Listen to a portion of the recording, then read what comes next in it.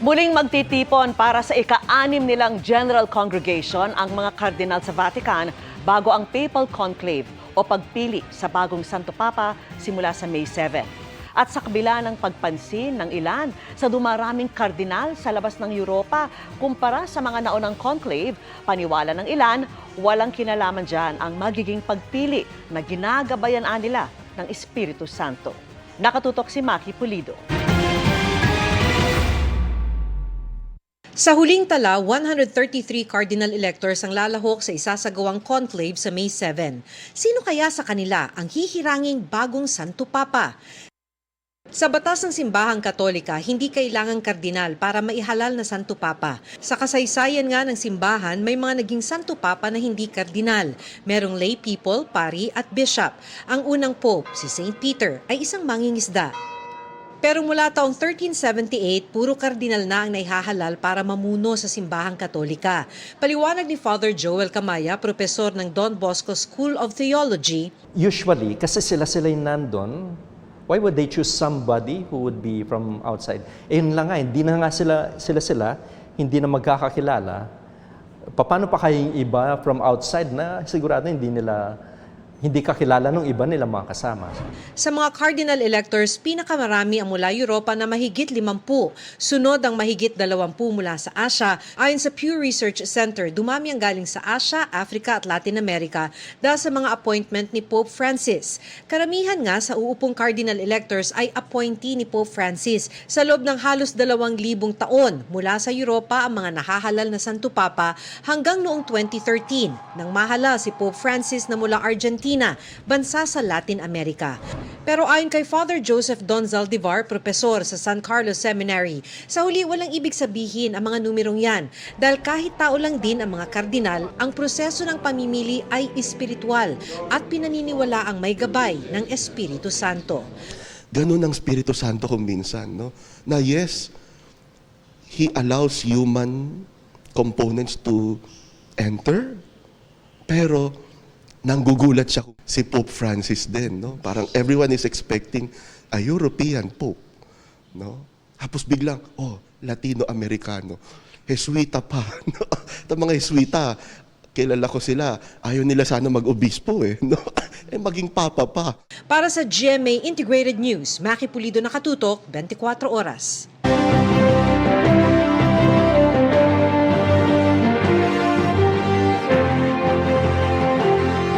Pinagpapaliwanag ng COMELEC ang kandidato na nagsabing may diferensya at premature baby ang kanyang kalaban base sa itsura nito. Nakatutok si Sandra Aguinaldo. Ibinahagi ng COMELEC sa media ang video na naging basihan ng ipinalabas na show cause order para kay Noel Montaliana, kandidato sa pagka-vice mayor sa Jipapad, Eastern Samar. Pinagpapaliwanag si Montaliana para sa mga sinabi sa isang kampanya. Ito ni Arbe, City Bulani sila Ano ang klase? Kalawin niya yung tsura. Iyatarpulin. Pitulit kabulan. Igin anak siya. So, may diferensya. Ulit ko iteroy hiton sapyot damay. Warak bubot. Iprotak arag yung bubot nasin. Ayon sa COMELEC Task Force SAFE, posibleng paglabag ito sa kanila regulasyon kontra diskriminasyon at guidelines sa patas na pangangampanya. Binigyan ng 3 araw si Montaliana para magpaliwanag. Sinusubukan pa naming kunin ang panig ni Montaliana. Kaugnay naman sa pagbebenta ng 20 pesos kada kilo ng bigas sa ilang lugar, sinabi ng COMELEC na pwede na itong isagawa ng Department of Agriculture. Pwede rin daw itong ibenta sa pamamagitan ng Kadiwa Center. Pero kung may partisipasyon daw ang local government, gaya ng subsidiya para maibaba ang presyo ng bigas, mainam dumaan muna sa COMELEC. Nagpaalala ang COMELEC na merong 10 araw na ayuda ban bago mag-eleksyon o mula May 2 hanggang May 12. Maglalatag po sila by tomorrow dyan sa Visayas area ng pagbibenta ng 20 pesos na bigas. Sana po ang pakiusap lang natin, baka pwede naman after ito ma-roll out, baka pwede naman na after the election na natin isunod yung susunod na roll out para naman po hindi maakusahan na ang bigas o kanin ay napopolitika.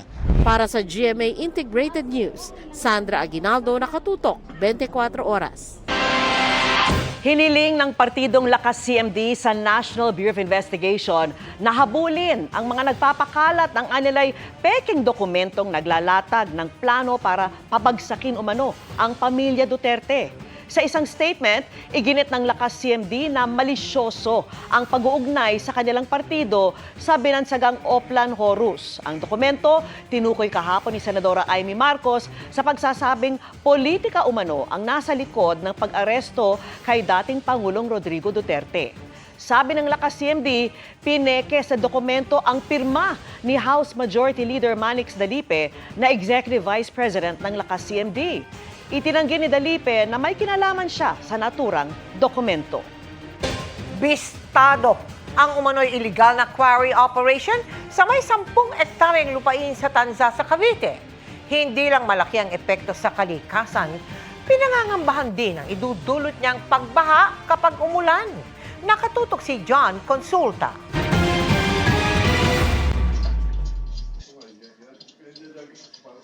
Papasok pa lang sa target area ang mga tauhan ng NBI Environmental Crime Division, DNR at security team ng Tanza Police. Bumungad na ang mga dump truck at backhoe na ginagamit sa umano'y illegal quarry operation. Stop, sir. Stop. Diyan po kayo. NBI po, NBI. Pagdating sa main site, sumalubong ang maladesyertong sitwasyon sa lugar sa barangay Sahod Ulan sa Tanza, Cavite. Epekto raw ito ng umano'y illegal quarry na nagaganap sa may 10 ektaryang lupain na may lalim na 6 hanggang 8 metro. Imagine mo halimbawa meron kang 10 hectares na lupa tapos hinukay ng palalim ng mga 8 meters yung topsoil na wala na.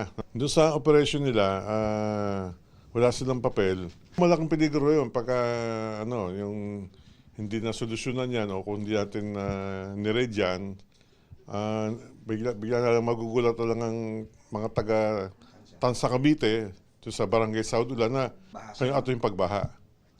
Sa kabuuan, 21 backhoe at 29 na dump truck ang nakumpiska sa operasyon. Paniwala ng NBI, mahigit 1 taon na nagaganap ang illegal quarry na ito. Giit ng mga nahuli, di nila alam na illegal ang kanilang ginagawang pagkukwari. Kami alam na illegal yun kasi sa ako personal, yung araw na yun palang ako pumasok, paano namin malalaman na illegal yun? Hanap buhay lang ang habol namin. Nagtatrabaho lang naman kami. Kakasuhan din daw ng NBI ang may-ari ng kumpanya. Para sa GMA Integrated News, John Consulta, nakatutok, 24 oras. Ipag-uutos ni Pangulong Bongbong Marcos ang investigasyon sa private water utility firm na Prime Water sa gitna ng mga reklamo laban sa kumpanya. Ito ang inihayag ni Presidential Communications Office Undersecretary Claire Castro matapos idaing ng mga opisyal ng Bulacan na nakakaranas umano ang mga customer ng mataas anilang singil pero umano'y hindi magandang serbisyo. Ang Prime Water ay pagmamay-ari ng pamilya Villar. Patuloy po namin silang hinihingan ng pahayag. Ang pangangailangan po ng tao sa malinis na tubig, sapat na supply ng tubig, ay dapat lang po nararapat at hindi pa negosyo lamang, kundi ito ay dapat na kinakalinga ang pangangailangan ng taong bayan.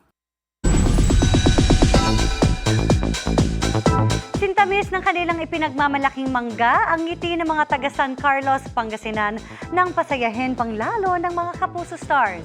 Ang masayang pagdiriwang doon ng Mango Bamboo Festival sa report ni CJ Torida ng GMA Regional TV. Sa mayamang ani ng matatamis na mangga at produktong yari sa kawayan, kilala ang lungsod ng San Carlos sa Pangasinan. Tuwing buwan ng Abril, ipinagdiriwang ang Mango Bamboo Festival. At ngayong taon, pinasaya pa ito ng Kapuso Fiesta with Kapuso artist gaya ni John Rex at Cheska Fausto. More tawa naman ang hatid ng cast ng Pepito Manaloto Tuloy ang kwento na sina Tony La Peña, pati sina Sofia Senyoron at Jake Vargas na sumakses sa pagpapakilig ng fans. Napakasaya po and mainit ang pagtanggap nila sa amin. Kaya gusto namin bumalik ulit dito para mag-perform. Game din nag-perform ang ilang bida ng GMA Mami Dires tulad ni Sparkle artist Prince Carlos at Shane Sava. Mas lumakas pa ang hiyawan nang makapiling na ng San Carlinians ang cast ng Binibining Marikit. Nakaka-inlove na musical numbers ang sorpresa ni na Kevin Dasom at Tony Labrusca. Habang overflowing energy ang baon ni Sparkle artist Herlin Budol. Maraming salamat nga po pala sa mainit na pagtanggap niyo sa amin. Nakaka-touch po kayo. Mula sa GMA Regional TV at GMA Integrated News, CJ Torida, nakatutok 24 oras. Bilang bahagi ng mga paghahanda para sa pinakamalawak na coverage ng GMA Network sa darating na eleksyon 2025, ikinasa ang U-Scoop Plus Boot Camp. Mahigit 100 estudyante mula sa iba't ibang universidad at kolehiyo ang lumahok, kabilang ang mga dumalo sa pamagitan ng online video conferencing. Tutulong sila sa Digital Action Center na magiging sentro ng digital operations ng GMA Integrated News. Sila rin ang magmamonitor ng online content at magsisiguro na tama ang makukuhang impormasyon online. Kasabay nito ay tinuruan na rin sila ng GMA Integrated News social media team kung paano maghanap ng balita, mag-fact check at paano ito makibabahagi sa taong bayan. Dagdag tulong din sa kanila ang karanasan sa trabaho na ikinuwento ng ilang GMA Integrated News reporter. Ayon kay Senior Vice President at Head ng GMA Integrated News Regional TV and Synergy, Oliver Victor Amoroso, hindi magiging madali ang magiging trabaho ng mga student volunteer dahil kinabukasan ng bayan ang nakataya. I'll be honest with you guys, no? Lalo na sa mga first-timers. Hindi magiging madali ang ating magiging trabaho ngayong Mayo. It will be hours and hours of hard work, non-stop work as we aim, as we have always done so, to provide our fellow Filipinos the most trusted and most comprehensive coverage of the elections. After all, palagi natin itong naririnig din, ang kinabukasan ng ating bayan, ang kinabukasan nyo ang nakataya dito.